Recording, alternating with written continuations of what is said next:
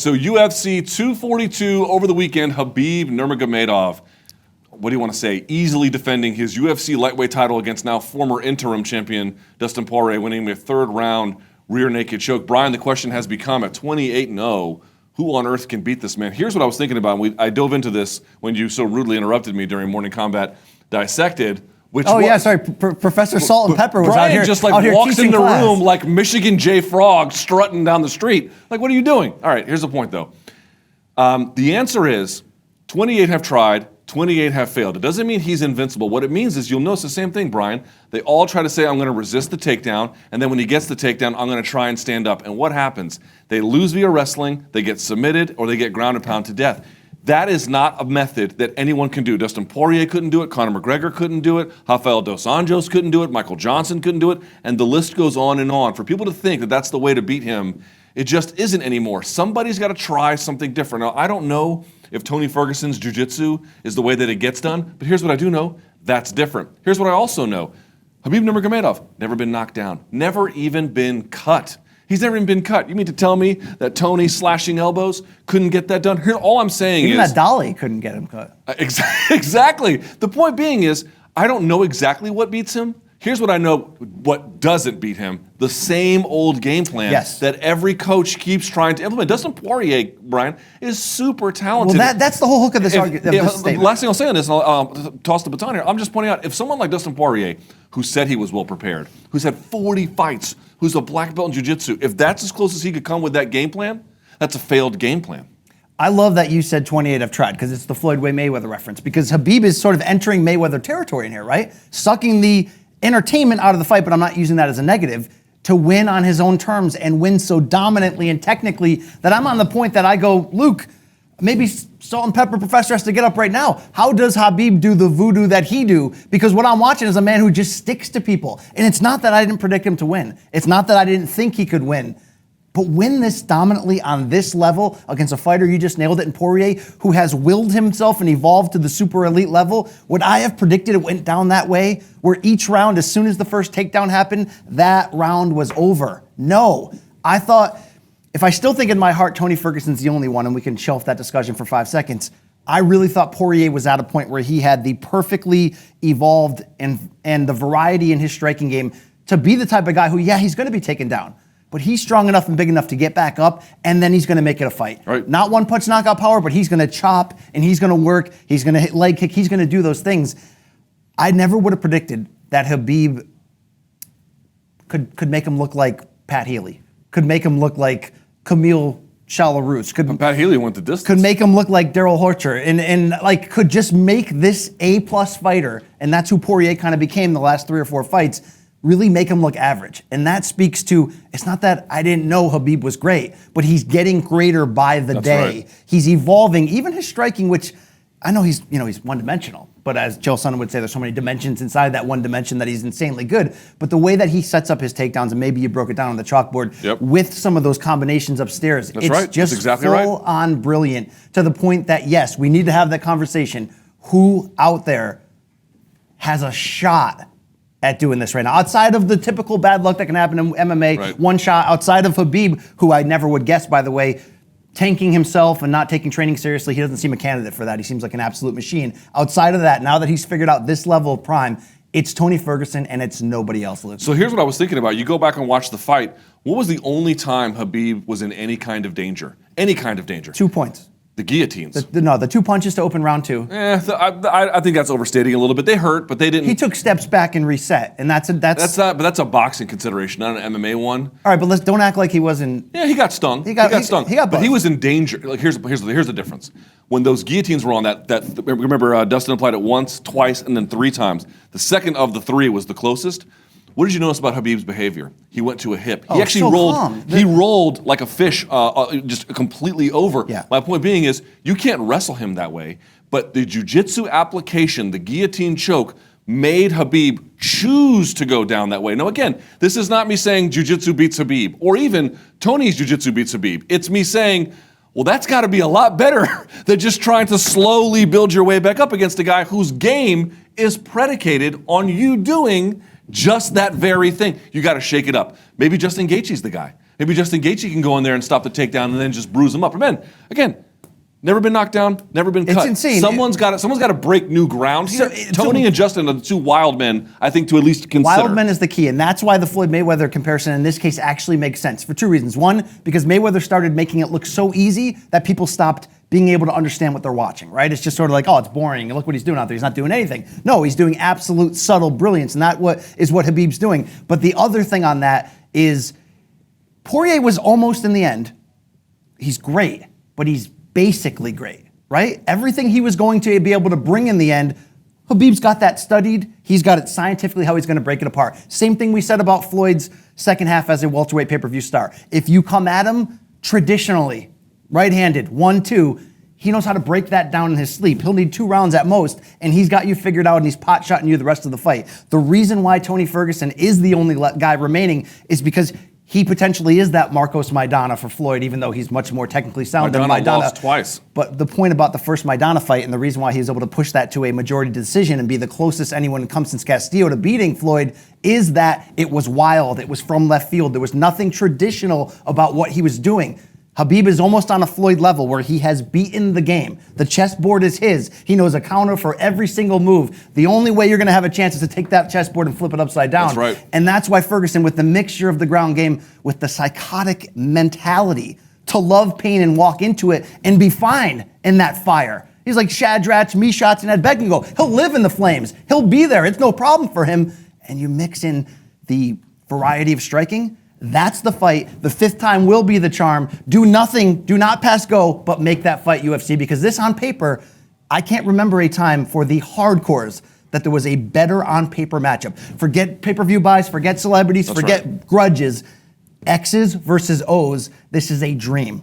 And I would also add, Tony Ferguson is a guy who looks for offense everywhere. From his guard, from his elbows, off his back, standing, takes risks. It's why he's fan-friendly, but it's also why he can overwhelm. He gets hit a little bit, but then he just drills right through and finds a way to score no matter what. And if Habib shoots in, he scores up that secures that anaconda choke. Again, I don't know if that will win, but that's got to be a much better option. Well, did you see how quickly Habib was picking up Poirier's patterns? He caught that second kick. First kick was a nice inside leg kick, hit him firm. Yep. He started catching kicks. He was basically taking away Poirier's path to setting something up. Poirier had to go into sort of, if I'm going to have any offense early in round 2, I'm going to have to bite down and just wing. And yes, that's what he did. It's the craziness against Habib, because also Habib, people won't admit this, he'll oblige you a little bit with the craziness. But the point of what I'm saying here is Ferguson has the ability with the angles and the awkwardness and just the unorthodox ways where he's going to give Habib pause. Well, Habib's not going to be able to enter the traditional pass that he will to go for the takedown. I suspect that early on, Habib will take him down no problem, even though Tony has great wrestling. It's that what happens when Tony starts to bust him up underneath? What happens when Tony cinches up an anaconda choke and you saw the same kind of escape that he had to hit against Dustin, he'll have to hit against him, and makes him rethink this. Again, it's separating contact. Again, any kind of contact with Habib is a liability for his opponent. If you can invert that relationship, and I think Tony has a chance at doing it, it gets more interesting. Here's the question for you. Habib, after the fight, said he thinks he should be ranked pound for pound #1. Should he? I got 2 words for you. Let me hear it. Where's my ISO cam? Crown him. Those are my 2 words. Wow, that's bold. Is who we thought he was in the end, and it's full-on dominance. And there was a thing that started to happen when Habib came back from the knee injury, started putting wins together, where some people started giving those whispers, Luke, that we could be watching a greatest of all time here. Not the greatest, but a greatest. A guy that could sit at that table of 4 or 5, right? I'm not saying he's there yet, but I'm saying is he needed those marquee wins to really have fuel in that conversation. When you are packaging together what he has now, the dominance of the Barbosa win, the dominance of the McGregor win, you mix in the Iaquintas and the RDAs, and now you do this to Dustin Poirier when he's this red hot, when he enters on a 4-fight win streak in which Poirier was trying to convince reporters that if he had beaten Habib, he would be the greatest lightweight in UFC history. And at first you go, come on, does everybody have to be the GOAT? And then number 2, you look at that streak and you go, the guy may have a point. So now that Habib is doing this and it's so damn dominant, how is he not pound for pound #1? I was holding firm on Jon Jones since the comeback, but here's the difference. Lightweight is historically deep and dangerous right now. It's deeper than prime light heavyweight was 10 years ago when you had all those celebrity names and that title was bouncing back and forth from Forrest Griffin to Sugar Rashad to Rampage and all that. It's deeper, and Jon Jones is operating right now kind of a shallow pool at light heavyweight, and his fights are closer. And maybe he's shifting in his early 30s to be a more efficient style, not take as many chances. But that shift is real. And what Habib is doing right now is full-on greatness. I'm not ready to crown him beyond pound-for-pound king at the moment, but he is showing you a spirit and a flair at 28-0 that they are preparing a chair for him at that table. At that very elite table of the greatest that ever have done this game. Yes, he's got a little bit more to do. Yeah. This is not hyperbole. This is not, everybody's got to be, this is the greatest podcast through 5 minutes. I mean, I don't know. But the whole point is yes, this is yes. What we're seeing is yes and yes, okay? Here's what I would say. The reason why the Tony Ferguson fight is so important is because, one, that would be his, at least perceived, top rival to this point. You could have said McGregor before, but now that that's over, Tony's still hanging out there waiting in the wings. And moreover, you've got that win streak dating back to 2012 for Tony. You've got it dating back to literally his pro debut for Habib. There's never been a fight with two lightweights as accomplished as this in the history of MMA. Literally, it's never happened. There's no historical antecedent to Tony Ferguson versus Habib Nurmagomedov. It stands apart from everything. So you beat that guy, you begin to get into territory where if he's not pound for pound now, he'll be pound for pound then. How is he not pound for pound now? Make that debate if you can. The thing is, I was really thinking about this. Here's the one difference. John Jones came into the game when you had noted it before. There was a celebrity division, and you're absolutely right. For a time, 205 was the division in MMA and in Pride in UFC, and then when it all merged. And John came in and just retired everybody. He had the opportunity to build off that celebrity names. Now, he beat all those guys fair and square. My point being is, lightweight's still a little bit newer. Remember, they got rid of it after Thompson knocked out Eve Edwards, and they brought it back. And he did get the McGregor thing, which is big. My point is, Habib didn't come in with the same kind of circumstance. So it's not apples to apples. Pound for pound is about what's going on right now, though. John Jones can be the GOAT without being the pound for pound king at the moment. I understand. What I would say is, if you wanted to argue Habib was number one, I would not go to the mat against it. I'm still partial to Jones being number one, but the one thing I can say is I don't think I've ever seen an MMA grappler like Habib Nurmagomedov. I'm not telling you he has the best submissions or even outright the best wrestling. What I can say is there is nobody in the history of the sport in any weight class ever that combines takedowns with passing threat, with control, with ground and pound, and submissions as effortlessly, comprehensively, and fluidly. And then you have the intangibles of the crazy mentality, of the work ethic, and all those things. Of the ability to come back, by the way, after the 2 years for the knee injury, after getting screwed around and to finally get a title opportunity, after missing time when he got sick ahead of the Ferguson fight, always sort of with Ramadan, can't get on a consistent fight basis. This fight coming in on an 11-month layoff, none of that ever matters to him because he's so mentally tough. It's insane. I don't like to put you over that often. I'm not a big Morning Kombat Dissected fan. Probably a good show, not enough Campbell on it for me. This week, I got to find out what makes Habib so good because you speak a little bit more of this nerd sauce than I do. I'm going to pour it all over myself. So here's the last question about this, and we'll move on to the BMF title, which I can't wait. It's about Conor McGregor. I'm dead serious when he said this. He tweets after the fight, "Give me my rematch in Moscow." And I was like, why does he want to fight Dustin Poirier in Moscow? That doesn't make any sense. Oh, wait. He means he should fight Habib in Moscow. Yeah, let's not move on too quick here. Let's talk business. You ready? I don't. Where does Conor fit in the lightweight picture? I heard what Dana White had to say, which is they're going to try and make the Tony Ferguson fight, and if for whatever reason that doesn't fall. But cynical Luke, when he heard that, goes, we're going to try to lowball Tony Ferguson, and when he doesn't accept it, Conor, get up in the bullpen. And he's like, Conor, it makes a lot of sense. No, actually it doesn't. It makes no sense whatsoever. It doesn't make any sense. The guy lost comprehensively, cleanly, fully. There's no denying it. You could say, he only threw one punch in the first round. You know how many punches he landed, Habib did, in the third round against Poirier? One. You're going to tell me that's not part of an overall dominant strategy? It's a dumb argument. You can't take it seriously, and I don't.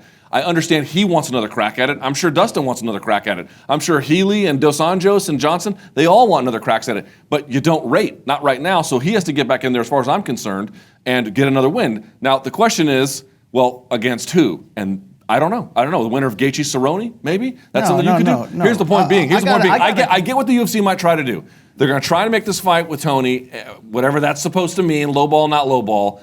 And if that falls through, they only have a rematch between two of now the bigger stars, if not the two biggest stars in the lightweight division, one of the biggest stars in the sport. They're going to make money either way. So to them, I think the chances of Conor getting a rematch are kind of high. Unfortunately, they are kind of high. But the point is, he doesn't deserve it, period. No, does not deserve it. This is a lottery ticket that they need to put in the jar and preserve it right now. Because if you run Conor Habib 2 back out, you're doing it for the money, you're doing it for the business, and you're going to get Caddyshack 2. You're going to get a sequel that bombs because I don't think you have the same level of fuel and hatred. And that's essentially what you'd be selling. You're not selling the hope of a competitive fight, Luke. You're selling, let's do part deux of essentially this hatred. Here's the thing though, Habib doesn't want to be that guy anymore. Whether you thought he went overboard or not on Saturday in Abu Dhabi, he put over a babyface turn like we have never seen in a while. Puts on Dustin's shirt, respect, hugs, I know. All while Ramzan charity. Kadyrov is in the audience. I'm like, I get it, but talks about I want to fight GSP next and I want to do it in Africa and give away the money. My point is this: if you book the second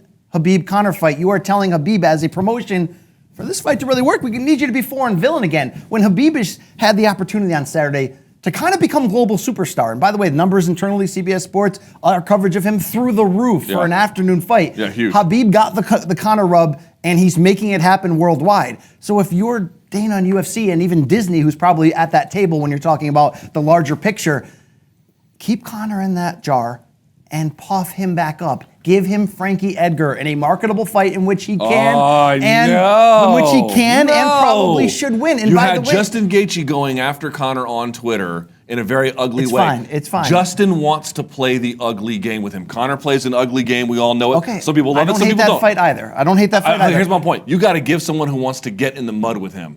Well, Justin Gaethje's that guy. You had Habib at the press conference say this is a respect sport. You respect the gym. You clean it. You respect your training partners. You respect your coach. Whether you want to believe that or not, he does. He doesn't want to go back to that anymore, and it was ugly. Give him somebody else. Oh, by the way, Tony freaking Ferguson. If UFC runs back Conor in this rematch, you're cashing him out. When you have a chance to revive him, you have a chance to build him back up. Here's the truth here. Unless Habib retires after his next fight, him and Conor will fight again in some form because there's too much money. It is a lottery ticket sitting in a jar, just like the third Diaz-Conor match is. You gotta repair that and build it back up. It's not rocket science. So in the meantime, bad luck has become good because if Habib-Tony had already happened, and I don't know, you could argue maybe it happened 2 or 3 times already. Maybe this is the 4th time they're fighting, we'd be this excited. No, we've never seen what this looked like. There's been 4 cases of bad luck, but those bad luck have built together a fight that now matters more than anything. It's now the most hardcore of hardcore fans fight, and it's for the world title, and Habib's still unbeaten, and Tony's got a 12-fight win streak. Don't screw that up. Go back to it. Go back to it all the way. Go back to it hard and firm. And if you're UFC, why not roll the dice on what Habib's brand actually is right now? If he's going this far with respect and I'll donate the things, then give him the damn GSP fight. Let him become an absolute headlining, lovable superstar. Yeah. Don't drop that really on me. So then let's say GSP wins, and then he's already said explicitly, he told Robin Black this week or last week, yeah, if they do that, I'm going to walk away. Because that'd be smart. That'd be smart for the UFC. I'll tell you what, he wouldn't walk away. He'd fight Conor. Make it non-title, I'm with you. Make it for a title, forget it. All right, we got to move along. But if they did that, then you'd get Conor and Tony, which wouldn't be bad either. A lot of good options, but the best option is, as you know, Habib versus Tony. All right,